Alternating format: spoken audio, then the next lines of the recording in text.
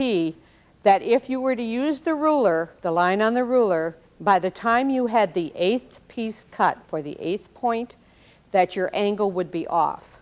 And that's why we need the ruler for distance and the Starmaker for the exact angle. All right, when we get these pieces made, if we put the green in the center, we have this star. We can, however, turn it and put the white in the center. So we can get 2 different stars from these same strips of fabric. Now we can go to another star. Here we have this star right here. For this particular piece, I sewed 2 pieces together, the blue and then the 3 strips of fabric. So those are sewn together along just one edge, not both edges like we've done before. They're cut exactly the same way as the star we just did, except when we open these pieces up, we have 2 points of our star already sewn together. And then they're put together and into a half star and then another half star. And our star is finished in a hurry. Okay, let's take a look now at another star. This is a lone star. Okay, and we work with 2 different combination strips here. I have one that is the blue, green, and the white print, and then a green, blue, and green. And both of these combination strips are going to be cut exactly the same way. We use the Starmaker 8 first. The distance is the distance of 1 strip. So we would measure the width of just one of these strips before it was sewn together, and that's the distance that we need. And when we cut our pieces from these strips, we get a piece that looks like this and a piece that looks like this. And we need 2 from the top strip. Let me just move these over because we're going to take this piece this way, put this one in here, and this piece that way. And when we do that, we have a star point that will be the perfect angle for an 8-pointed star. So we would need 8 of them. Okay. Now we also can do another star here. If we leave this piece here, move this one over here, and this one here, we get a completely different look, and this is the point that we now get, and the blue is on the outside. Now let's see how that would be different when we put our star together. This is called a radiating star. You can see how the blue just radiates out from the center when we put it together. Okay. There, we have enough for you to see how this star would look. So we have this star from the very same pieces, just the pieces arranged a little bit differently. Okay, we could take one of those same strips and by cutting the pieces with our strip folded, let's just go back, bring that up here. Remember before in the Starmaker 6, we sometimes folded our strip to cut it? Then if we cut the pieces, what we have are strips going in a chevron shape. And we get it automatically just by folding it. And if we bring this up here, I think you can see the interesting design that you can get by cutting the 2 pieces at once. This is called a type of Seminole piecing. All right, now we're going to cut something a little bit differently than we've cut so far. The first thing I'm going to do here is to straighten my edge so that that angle doesn't confuse us here. There we go. All right, now we have a straight edge. We're going to want to wind up with 4 different triangles. So let me lay those triangles out so you can see where we're cutting them. Here's one, and here's another one. And we have this one and this piece. So those are the 4 triangles that we want to wind up with. Okay, how do we cut them? Well, if you look down here, you can see we have a diagonal line between these two pieces. So we'll put the Starmaker 8 down here and cut that diagonal line. Okay, let's just go ahead and do that. That gives us our one triangle. Then we slide the Starmaker 8 over so it lines up with the bottom and with where the angle ended, and we cut this piece. Then if we look here, the next line goes diagonally the other direction. So after we cut this piece, then we would flip the Starmaker over and cut this way, and then move it down and square it up. So we wind up with these 4 different triangles. And what I'm going to do now is to take these outside 2 pieces and bring them together so that they form what looks like a chevron or the corner of a square, and then these 2 pieces together. Now, we can do designs with them together or with them separate. Let's first of all take a look at a border strip. This is where I've just used them separately. You can see how they just fit in there. No seams to match, so it's perfect for those people who have trouble matching points. If we decide then to go ahead and join them together like this, then we can do designs. Now this is a little bit big here. I'll open it up. But I think you can see the different chevron pieces here. And they're easy to piece because they're done diagonally in rows. Let me just hold that so you can see that a little bit better. Okay. Very easy to piece, but it's one of those things that looks difficult. All right, let's go on now and take a look how we can take that diagonal across the square line and do some other things with it. Here I have 6 strips of fabric sewn together. Top and bottom have to be the same width. The solid colors have to be the same width, and these 2 in the center have to be the same width. Other than that, doesn't matter. Now we're going to cut this piece diagonally in one direction. We've already done that with our other piece. Then we're going to turn it and cut it diagonally in this direction. So what we'll wind up with are, again, 4 triangles, but they'll look different. See, we had this one here and this one here. Those are 2 triangles. If we put this one here and this one right here, that gives us 4 triangles, completely different than the last project we did where we had 4 triangles. Okay, now if we take, let's put these 2 aside for a minute, take these 2 pieces and bring them this way, we get, again, a chevron design similar to what we did before. And here's the completed block done in the chevron. Now these can be combined into a lot of different designs by just continuing the chevron. All right, if we take the 2 pieces that we haven't used yet and put these together, we have the beginnings of what is called a spool pattern. It's a very common pattern done in quilting. But without the master templates, you would have had to cut this triangle, this wedge, and sew them together, trying to line up the angle, which could be a difficult process, especially for a limited person with limited sewing ability. Here we have 4 spools put together, and this is an interesting design when it's done on point. Sort of changes the whole look to it. All right, let's take a look at some other triangles that we can cut. This time we're going to go back to 3 strips of fabric, but I'm going to use the angle on the Starmaker that has the 4.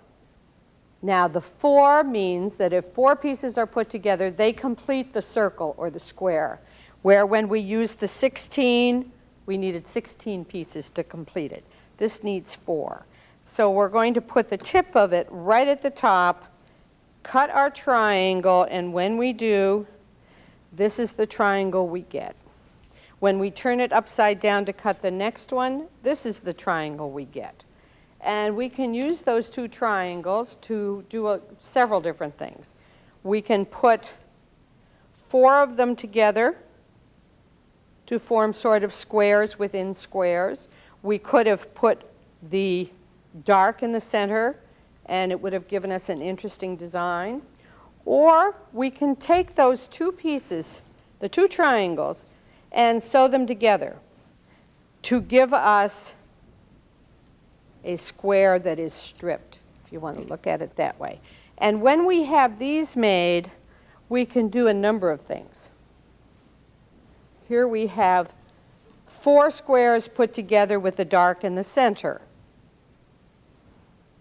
Here we have 4 with the light in the center, but all made from the same pieces.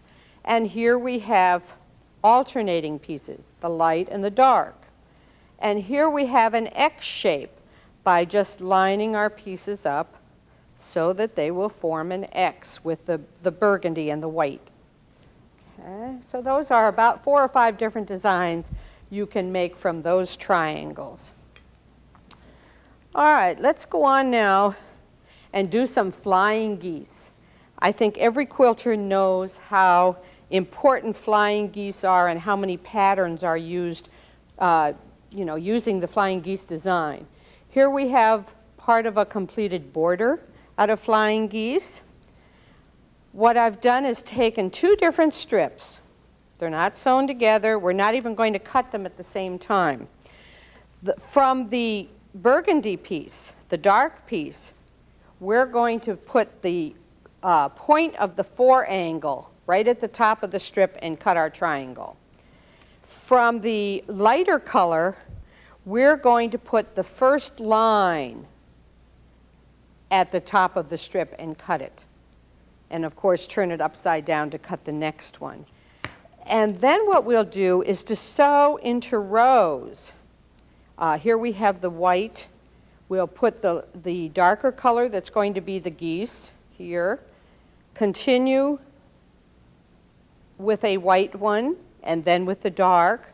And after you have a whole row of these sewn together, then you're going to cut them right in the center of the white so that you have one of the pieces here in the flying geese.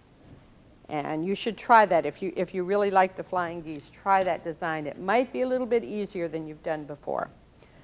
Okay, let's take now some diagonal half squares used in hundreds and hundreds of quilt designs. This is a diagonal half square.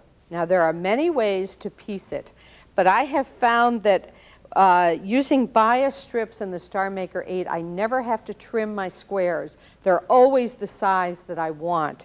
And with some of the other methods I've used, I had to trim them all down. Now what I've done is sewn into a tube, that means both long edges sewn, 2 bias strips, right side together. This is the only time in the whole demonstration that we're using bias strips.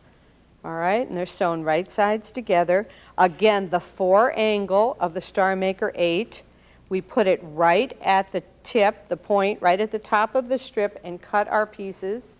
And when we do that, they look like this. When we turn it upside down to cut the second one, this is what we have.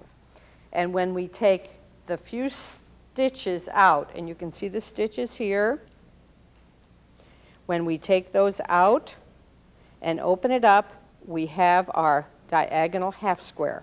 Now, why did we use bias strips? Well, if you take a look at this piece, the bias now is right in the center along the seam line. That means that the 4 outside edges are on the straight of the grain of the fabric, which is much better because it won't stretch. Okay, what can we do with our pieces? Well, here's just one design. We can just lay them out until we like the design we get. Very same pieces. Here we use 9. Here we have 16. The very same pieces, just turned in different ways to give us the colors that we want.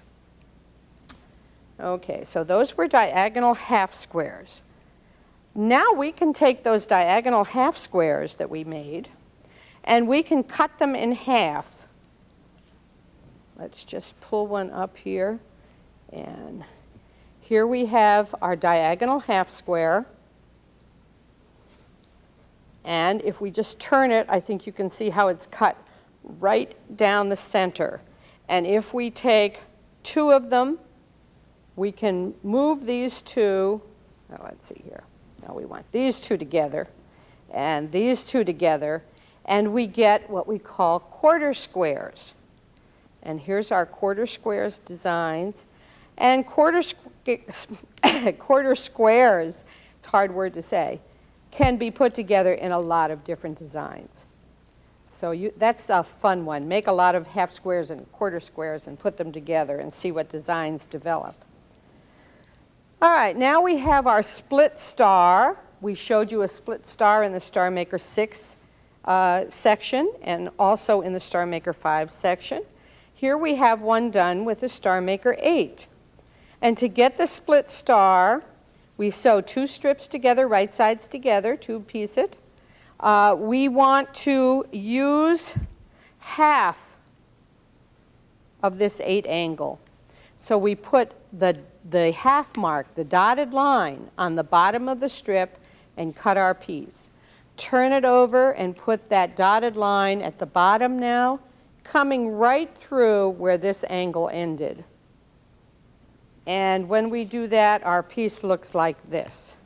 And we can put those into stars that look like this or like this, depending on how we turn the points. Okay, so those are some split stars. All right, now we have log cabin triangles. We've done log cabin triangles in the Starmaker 6. The difference between this log cabin triangle and the one in the Starmaker 6 is that this is a sharper point because the angle's different. And here I have a completed triangle. Every time we add a strip from the center out, we place the Starmaker 8 angle on it, the point right at the top, and we cut both sides at the same time. So we know as we add each piece, if we start to get a little bit off in the angle, we can take care of it right away instead of waiting until our piece is all done and then wondering what happened. And here I have a table runner that is made from the Starmaker 8 triangles. Okay. Now we can also do log cabin diamonds like we've done with the 5 and the 6. Here we have pieces of a log cabin diamond. Okay. Here's the finished piece, or a piece that's already sewn together. I just sewed it to this long strip, and that's the one that has to be cut so the angles remain accurate. And what we do is just line up two things, the new strip and the side we already have cut it, come down here to where they separate, line up the same two things, cut it, and the angle will stay accurate. And here is a piece with the 8 points sewn together. Let's get it straightened out here. Okay. Gives you some real interesting effects with a log cabin diamond. Okay, now another popular design in quilting is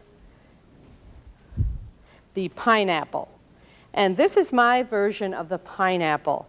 Now again, there are a lot of different ways to strip piece a log cabin pineapple. The way I'm going to do it will always ensure that my angles are accurate, because what I'm going to do is start with a center, which is the large square. Every time I add strips to the center, I'm going to take the Starmaker tool, because a pineapple has really 8 points. If you look at the beginning here, it has 4 sides, 4 corners. So there's really 8 sections to it.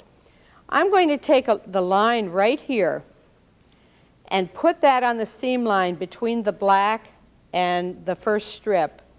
And then I'm going to scoot it over so that the 1/4 inch line along the side of the Starmaker 8 comes right through the corner of the black square. And when I trim that off, what I've done is gotten the correct angle, of course, but it will give me 1/4 inch for my seam allowance. So when the next pieces are added, they come right to the corner. And that is the way this pineapple was done. Here I have 2 squares and a connecting block. And here's another square that goes right in here. And this portion goes right in here. And that's as easy as it can be when you know your angles are accurate. Now, I hope you'll enjoy working with all 3 of the Starmaker Master templates. And what I would advise you to do is when you read your quilt books or your quilt magazines, do it with the Starmaker Master templates right there. And if they give you a template, lay the Starmaker on top of the template. And if any of the angles or the half angles line up perfectly, then you can strip piece that design without cutting all of the templates out. So I think that'll make it a lot easier. And be sure and follow along with this with the book, the Starmaker Design Concepts. And I know you'll enjoy your strip piecing. The completed projects for the design shapes shown on this video are included in my strip quilting books. Now, if you're interested in a particular design, just look in the book, Starmaker Design Concepts, next to the design you like, and it will tell you which book has the project in it. Thank you.